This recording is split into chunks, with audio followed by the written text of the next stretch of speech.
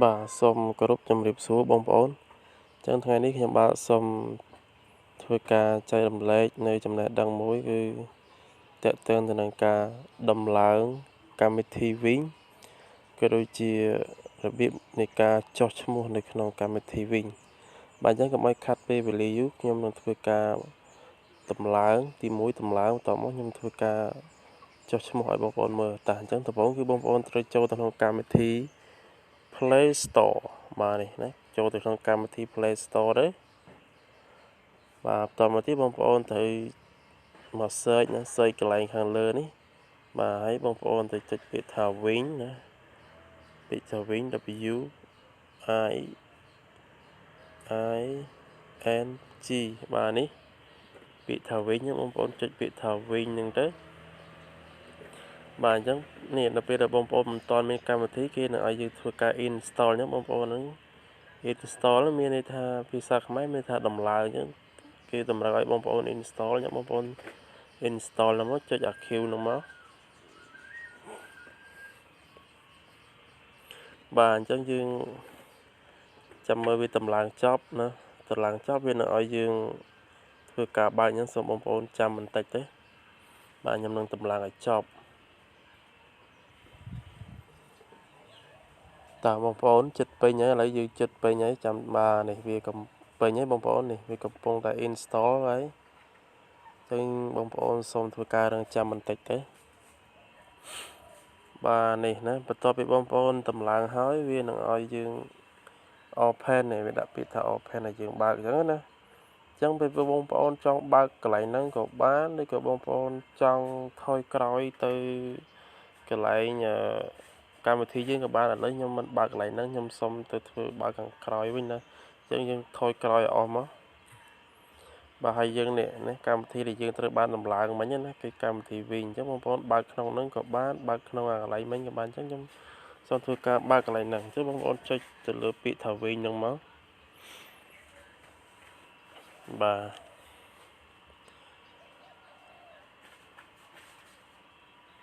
ហ្នឹងហើយអានេះចេញមកបងប្អូនបាទអញ្ចឹងបន្ទាប់ពីចេញជាតម្រងបែបនេះគឺបងប្អូនគេឲ្យយើងជ្រើសរើសភាសាណា language selection អញ្ចឹងបងប្អូនត្រូវជ្រើសរើសភាសាអញ្ចឹងភាសាណាដែលបងប្អូនចង់ដាក់អញ្ចឹងយើងដាក់ភាសាខ្មែរមកណាដាក់ភាសាខ្មែរយើងចុចលើភាសាខ្មែរហ្នឹងមកប៉ោចមកហ្នឹងហើយអញ្ចឹងវានឹងចេញផ្ទាំងបែបនេះណានេះណាវាដាក់នេះណាវាមានច្រើននេះដាក់កន្លែងអក្សរខ្មែរវាដាក់ថារំលងណាបងប្អូនចុចកែរំលងនោះក៏បានឬក៏អស់មើលសិនក៏បាននេះវាមានអាសញ្ញា Q សណាមានន័យថាវាមានច្រើនជាងអស់ចឹងទៅនេះមាន2ទាំងទី3ទាំងទី4ទាំងទី5ទាំងទី6អីចឹងទាំងទី7អីចឹងណាហ្នឹងហើយហ្នឹងស្ទើរអញ្ចឹងបងប្អូនចុចមកនេះមកចុចពាក្យថារំលងមកហ្នឹងពាក្យរំលងពណ៌សហ្នឹងចុចទៅលើហ្នឹងមកបាទតបមកវានឹងចេញជាតម្រងបែបនេះអញ្ចឹងកន្លែងនេះគឺវាឲ្យយើងទៀមទាយើងដាក់លេខទូរស័ព្ទអញ្ចឹងយើងដាក់លេខទូរស័ព្ទរបស់យើងមកបងប្អូនបាទបន្ទាប់ពីដាក់លេខទូរស័ព្ទនេះហើយគឺបងប្អូនចុចសញ្ញាព្រួយហ្នឹងទៅបាទឥឡូវខ្ញុំសូមធ្វើការដាក់លេខទូរស័ព្ទនេះបងប្អូនតមកចុចតពីចុចលេខទូរស័ព្ទបងប្អូនចុចសញ្ញាព្រួយហ្នឹងវាទៅមុខទៀតហើយបាទឥឡូវខ្ញុំសូមធ្វើបាទនេះបងប្អូនយើងបន្ទាប់ពីយើងដាក់លេខទូរស័ព្ទហើយយើងចុចសញ្ញាហ្នឹងទៅបាទចេញទៅហើយវានឹងចេញសញ្ញាបែបនេះភាសាទៀតណាកាលណាចេញបែបនេះបងប្អូនត្រូវចុចនេះពាក្យអាខាង Q ដាក់ថាចុះឈ្មោះបងប្អូនចុចពាក្យថាចុះឈ្មោះនោះមកទៀតមកហ្នឹងហើយបន្ទាប់មកបងប្អូនចេញលក្ខណៈបែបនេះនេះគេដាក់អាកន្លែងនេះគឺខ្ញុំយល់ស្របតាមលក្ខន្តិកៈរបស់វិញ app អញ្ចឹងបងប្អូនត្រូវចុចគ្រីសកន្លែងហ្នឹងមកបាទគ្រីសកន្លែងហ្នឹងមកហើយតមកបងប្អូនចុចពាក្យថាបន្តទៀតមកតមកវានឹងផ្ញើលេខកូដប្រមាណខ្ទង់ចូលមកលេខទូរស័ព្ទរបស់យើងនេះបងប្អូនចាំមកយើងយកលេខនឹងដាក់មកក្នុងអាប្រអប់ហ្នឹងមកនេះក្នុងប្រអប់ហ្នឹងមកអញ្ចឹងយើងដាក់លេខមកខ្ញុំសុំទៅមើលទីលេខប្រមាណមិញមើលសិនរត់បាត់ទៅណាបាត់ហើយអូននេះ2893ប្រមាណទៀត បើហើយលេខកូននេះអត់ដូចគ្នាទេបងប្អូនណានៅពេលដែលយើងដាក់លេខហើយវាផ្ញើលេខកូននោះគឺអត់ដូចគ្នាទេអញ្ចឹងពេលដែលគេផ្ញើមកបងប្អូនដាក់ទៅតាមនោះមកបាទបន្ទាប់ពីដូច្នេះហើយបងប្អូនចុចពាក្យបន្ទាប់តិចមកនេះពាក្យបន្ទាប់ archive view ចុចពឹងមកពបហ្នឹងហើយហើយចាំបន្តិចបងប្អូនបាទនេះតមកវានឹងលោតផ្ទាំងបែបនេះគឺឲ្យបងប្អូនដាក់អីគេនេះភ្ជាប់គណនីវិញរបស់អ្នកបាទអូនេះកន្លែងនេះគឺដាក់ថាខ្ញុំមានគណនីវិញណាកន្លែងនេះ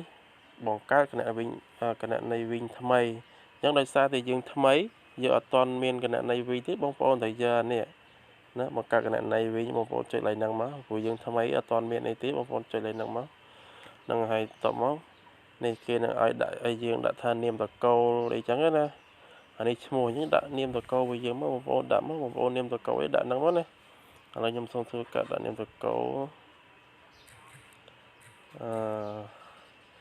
ហើយខាងនេះឈ្មោះយើងដាក់ពេញមកបាទហើយបន្តមកទៀតកន្លែងនេះគឺថ្ងៃខែឆ្នាំកំណើតបាទអញ្ចឹងយើងទៅដាក់អីគេមុនបងប្អូន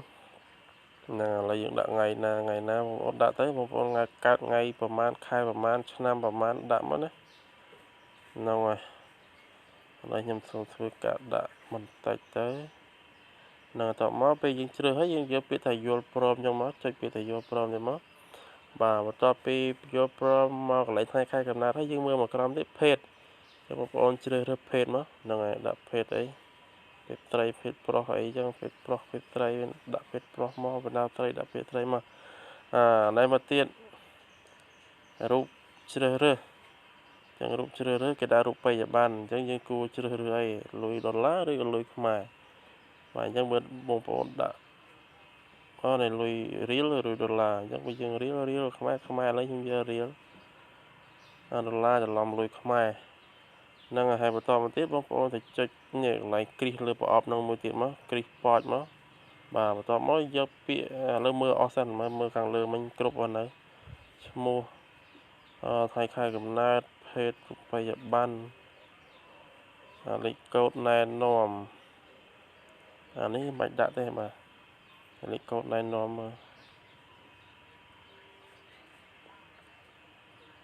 ឡូវយើងអត់ដាក់លេខកូដណែនាំកន្លែងហ្នឹងយើងចូលទៅរួចអត់ឥឡូវចុចពាក្យថាបន្ទាប់តិចមកបងប្អូន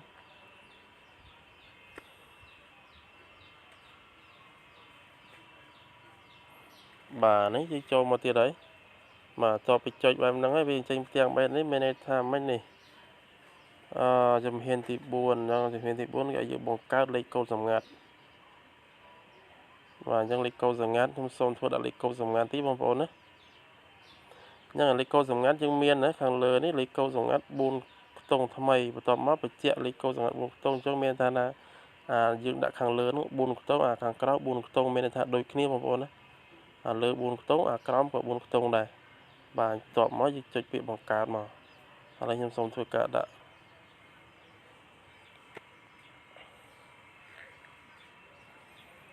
បាទនេះបន្ទាប់ពីបងប្អូនធ្វើការចុចពាក្យថាបង្កើតហើយវានឹងចេញផ្ទាំងបែបនេះណាបងប្អូនណាហ្នឹងហើយវានឹងចេញផ្ទាំងបែបនេះណាអញ្ចឹងយើងទៅមើលទៀតណាឥឡូវយើងបង្កើតបានហើយនេះណាយើងមកមើលកន្លែងនេះពាក្យថាគណនីនេះយើងឃើញបងប្អូនយើងបង្កើតហើយយើងបានគណនីមួយណាបងប្អូនចុចលេខហ្នឹងមកហើយយើងគេឲ្យយើងបញ្ចូលលេខកូដណាបងប្អូនអញ្ចឹងទូរស័ព្ទខ្ញុំប្រហែលជាបងប្អូនអត់ឃើញទេអញ្ចឹងខ្ញុំសូមបញ្ចូលលេខកូដដែលយើងដាក់មិញ4ខ្ទង់ណាគេឲ្យយើងបញ្ចូលលេខកូដណាបងប្អូនធ្វើការបញ្ចូលលេខកូដទៅហ្នឹងហើយបាទយើងទៅយល់ព្រម